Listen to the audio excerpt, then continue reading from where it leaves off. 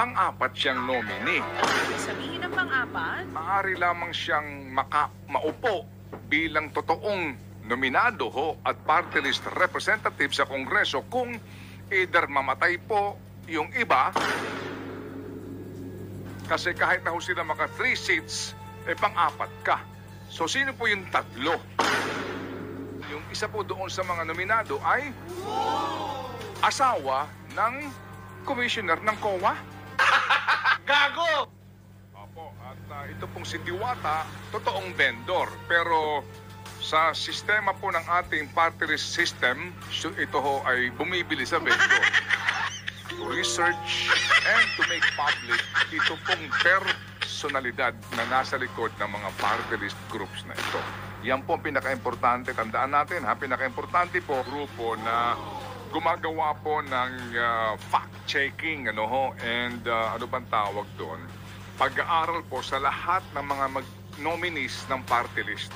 Kaya nga maganda pong example kanina sa bungat po ng ating programa, itong vendors party list. Sabi ko nga, alam niyo, napakainam nun, di ba? Kasi meron silang isa na nominado na totoo, na nag-trending ito, nag-viral itong si Diwata. Nagtitinda ng pares. Pero pang-apat siyang nominee. Ang ibig sabihin ng pang-apat? Sabi nga po namin kanina, bagamat hindi ho natin na minamaliit itong si Diwata kasi nga mainam din po na may totoong kakatawan sa vendors. Oo. Pero pang-apat siya. So ang ibig sabihin? Sabihin po, maaari lamang siyang maupo bilang totoong nominado ho at party list representative sa Kongreso kung either mamatay po yung iba na naandoon sa unahan niya o kaya po ay mag-resign o ma-disqualify eventually by co-warrant to. Mga ganun pong usapin, no? Yan po ang mga posibilidad. Kasi kahit na ho sila maka 3 seats, pang-apat ka. So sino po yung tatlo? Yan. Yung tatlo, sino yun? Kaya ito ho din ang magandang gagawin po ng isang grupo, yung malaman nyo, sino-sino ba itong mga unang tatlo na mga nominado, lalo na ho, yung mga party list na baka ho naman, ika nga po natin, ay makakalap po ng corresponding votes for a seat in Congress. So as an example, yung isa po doon sa mga nominado ay asawa ng commissioner ng COA. Ganon. May ganon? Dito sa party list ni Diwata. Yes. Asawa siya nino. Asawa siya ng itinalaga dati ng Pangulong Duterte sa COA. Na?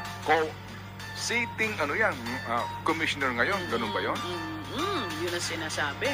Nino, ay, ano ba ang record? Ano ba sinasabi niya sa research mo? Yun nga. Sabi nga po dito sa ating research, yung pong numero 1 na nominee sa party list na vendor ay si, Bulacan niya pala ito, si Marilu Lipana.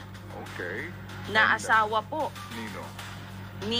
nang naitalaga dyan sa COA na si Mr. Lipana. Talaga. Ikaw na magbanggit ng pangalan. Hindi na, andyan kasi sa iyo eh. Sa iyo ko pinaubaya yan kanina pa eh.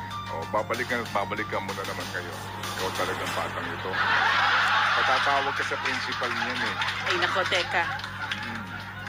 Kanina pa yan, di ba? Oo. Ano yung pangalan ng commissioner? Nabanggit mo na yan kanina umaga. Yes. Si Commissioner Mario Lipana. Yun. Yan po, itinalaga nung Pangulong... Kailan siya na-appoint as commissioner?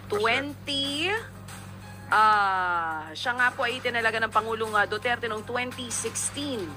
2016. Sure ka dyan? Ito, tignan natin ulit. Okay. Ngayon palang aalamin yan. Number 1 nominee, 2022 pala itinalaga. Yes, ma'am. At ang Yes, expiry ay sa 2027. Yes, ma'am. Opo, yung kanyang term as COA Commissioner. Hindi ho naman natin kine-question, yung kumbaga po, sabihin na po natin yung competence kung sakasakali, ma'am.